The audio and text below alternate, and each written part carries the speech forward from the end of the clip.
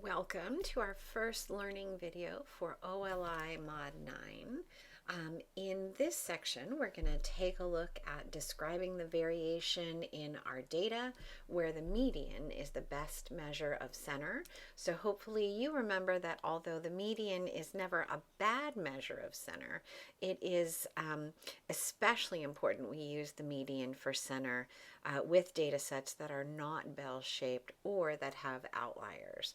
So we're going to focus on those data sets here. In OLI, you should have explored the range, which is essentially giving us the full range of our data. How many units is it from beginning to end? So we're just taking max minus min for that calculation. And then you explored the quartiles. There are 3 quartiles that divide our ordered data set into 4 subgroups, each of those groups containing 25% of our data. So what we're going to do now is take the 2 values we used to calculate the range, the 3 quartiles, and put those together into a 5-number summary.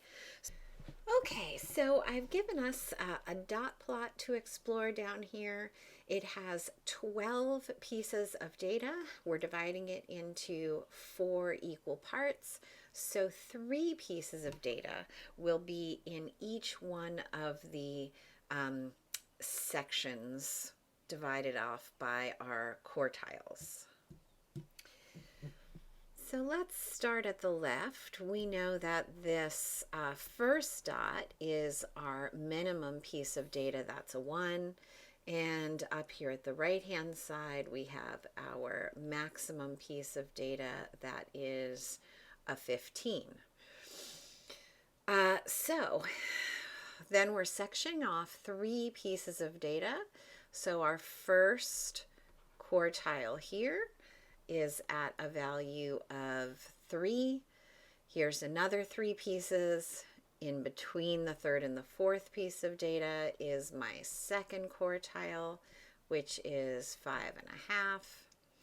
1, 2, 3 pieces of data, dividing line there.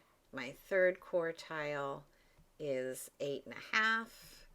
And I'm not at all concerned with you being able to find these exact values by hand. I'm just going in between the data points that I have.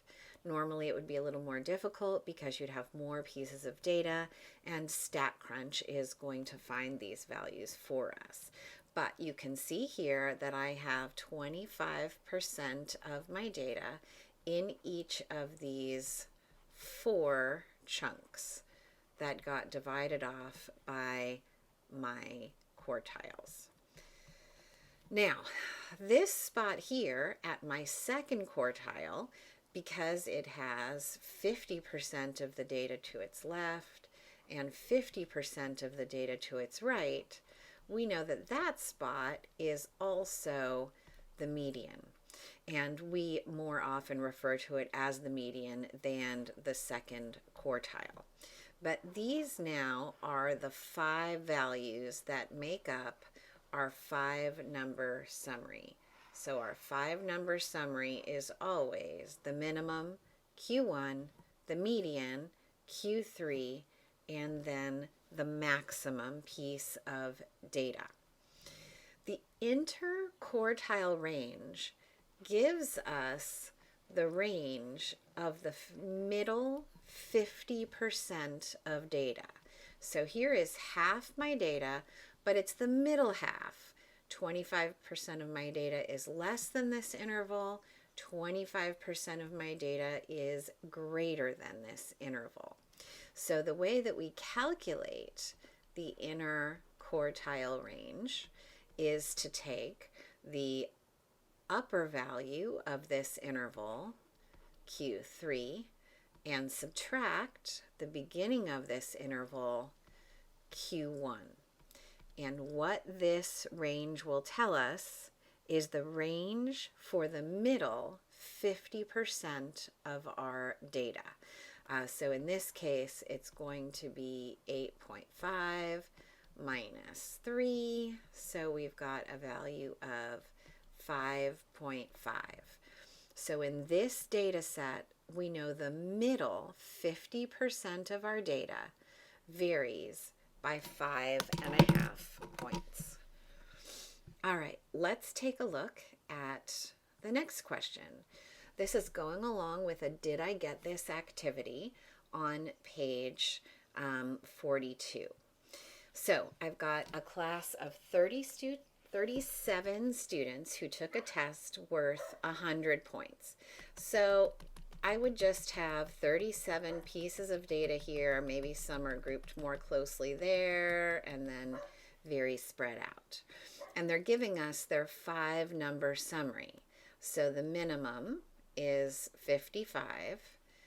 Then there is 25% of the data, and we come to Q1, which is 67. And then there's another 25% of the data, and we come to our median, which is 73. Another 25% of our data, and our third quartile, 81. And then the maximum piece of data is 98. Now, I did not scale this according to the number line here, so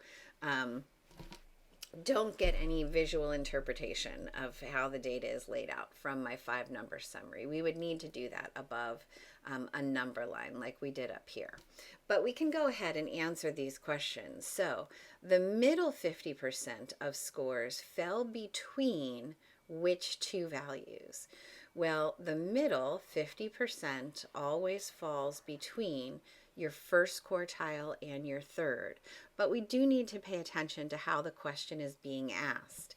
If you're asked for the interquartile range, that question is about the distance between Q1 and Q3, so we subtract and give one single number as our answer. But this question is asking to give those two values. So 50% of our scores fell between 67 and 81. For part B, we're identifying each of the values as true or false. At least 9 students scored between 67 and 73.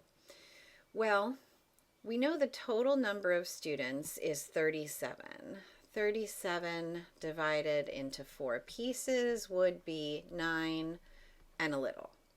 So we know that at least 9 people are falling in each one of these categories.